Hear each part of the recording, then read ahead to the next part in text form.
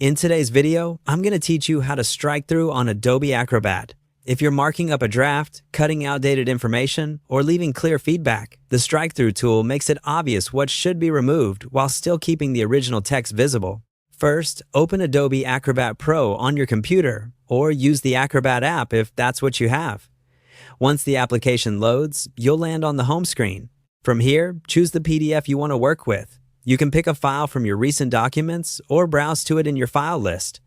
After you click the document, it will open in the main viewer so you can start working right away. With your PDF open, look for the option labeled Edit PDF. You'll typically find this in the right-hand panel or along the top toolbar, depending on your version.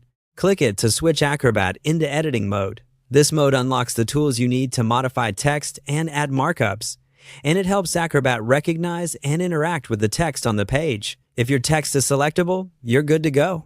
Now, move to the Tool menu section and select the pencil icon.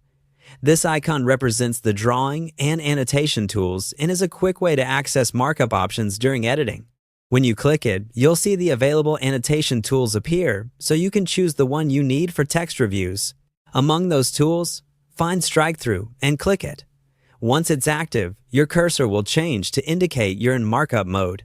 To apply a strike-through, simply click and drag across the words you want to cross out, or select the text and the line will appear over it. Keep moving through your document and repeat the same motion wherever you want to indicate deletions. If you need to refine how it looks, you can usually adjust the color and thickness in the Properties panel for that markup, which helps differentiate your notes from other reviewers. If you make a mistake, undo is your friend, just step back and try again. Zooming in a bit can also help you be more precise, especially on dense pages or small fonts. That's all there is to it. Open your file, switch to Edit PDF, tap the pencil icon to reveal markup tools, and choose Strike-Through to clearly cross out any text you want to remove.